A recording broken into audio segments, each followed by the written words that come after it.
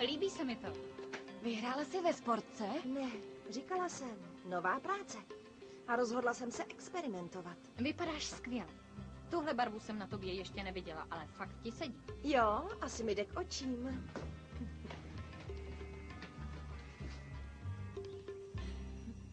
To jde. Díky. Hele, nechcete jít se mnou na průzkum obchodů, dámy? No, jsem Švorc. A já už mám kapesný vybraný. Bez obav, je to na mě. Tak na co čekáme?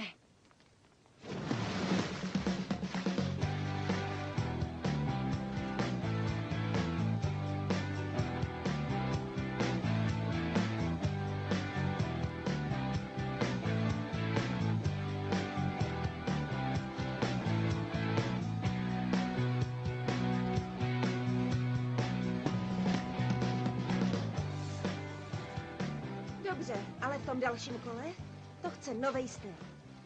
Něco značkovýho. Další kolo. Děsně mě bolej nohy. Nesmíš si tu bolest připouštět. To je nakupování, Clio. Jasně, ale potřebuju oddech. A napít se. Dobře, ale na mě. Páni, hele, ty jsou nádherný. Jo, jsou milí.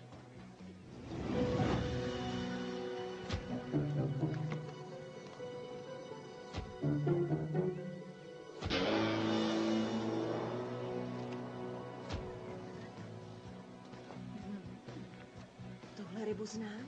Jo, jaký je to druh? Ne, znám ji osobně. Osobní.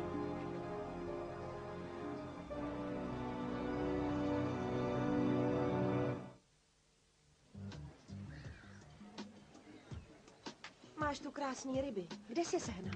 Jsou skvělí, že jo? A stáli jen pár babek. Jeden chlap je prodával u přístavu. Zaplatil se půlku toho, co v obchodě.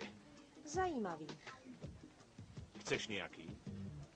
Možná tam ještě bude, ale pospěš si. Ne, nechci. No, Žádnej Barry Rawlins. určitě. Paní Gícová, moje nadřízená, zná všechny v mořském parku a nikdo s takovým jménem tam nepracuje.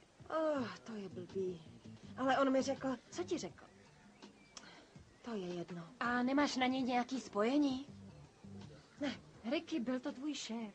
Co kdyby ses ho chtěla zeptat? byla to neformální dohoda, jasný. Možná, že bychom to neměli nosit. Proč myslíš? No, nevím, jestli budu mít vůbec chuť si je vzít na sebe. Jo. Existuje zákon o napomáhání k trestnímu činu? Holky, to oblečení jsem koupila za poctivý peníze. Nejsou kradený. Má pravdu. Musíme to vyřešit. Opravdu? Zdáte se mi na svůj věk aktivní. Ne, rád jsem s vámi mluvil. Dobře, s Bohem. Zkusil jsem všechny B. Rowlince z telefonního seznamu a jedinýmu Barrymu je 75 a má umělou kyčel. To nebude on. Dostal ji teprve před pár týdny. To není on. Znovu hraje kuželky, víš jistě, že to není on. Věř mi. Teď se asi musíš cítit blbě. No, dobře, tak co o tom víme? Dodávala z divoký ryby nějakému divnému chlápkovi, co je prodával na molu. A to je protizákonný. Teda lidi, že by kvůli tomu používal falešný jméno? No tak, Ricky, tohle musíme vyřešit.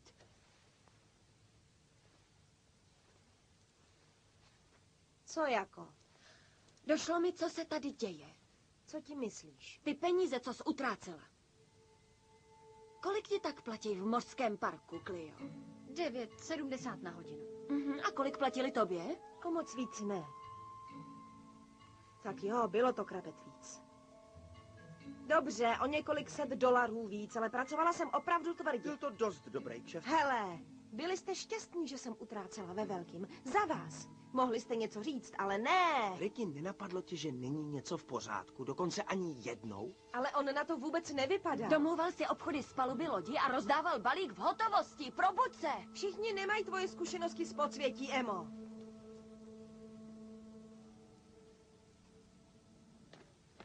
Dobře, tak promiň. Aspoň si na to přišla, než ses dostala do průšvihu. Jo, a vydělala jsi na tom slušný peníze. To jsem tě chtěl podpořit. Všechno není jen o penězích. Vždyť mě obelhal. Cítím se jak nějaký pitomý děcko. tohle asi dělal už mockrát. Určitě si nebyla první, Ricky. Ale budu první, co se pomstí. A nejlepší způsob je říct to policii. Obyčejně jo, ale v případě, jako je tenhle, budou chtít získat důkazy, aby ho mohli usvědčit. Nepotřebuju důkazy. Ten chlap je hajzl a já s tím něco udělám. Jako co? To uvidíš. Dobře, nezavolá policii, ale můžeme to udělat my. Dobrý nápad. Jedna z věcí, na který se asi zeptají, je, jak se Ricky dostala k těm rybám, který mu prodala. A co jim řekne? Ne, to je dobrý, věřte mi, jsem mořská pana. Dobře, budeme muset trošinku obejít zákony. Když to říkáš ty, tak jo. Ale nepřehánějme to, Ricky není blázen. Někdy trošku jo. Někdy je to veliký blázen.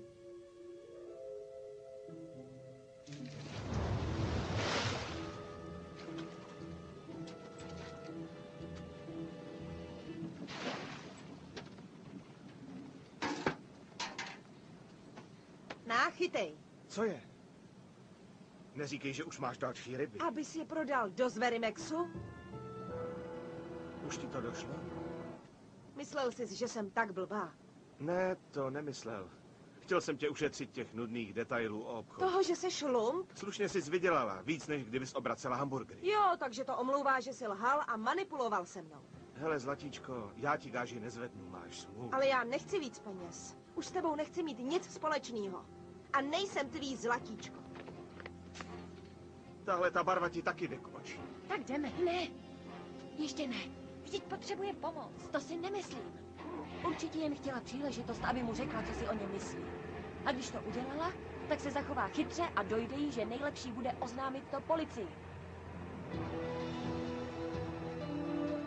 Možná ne.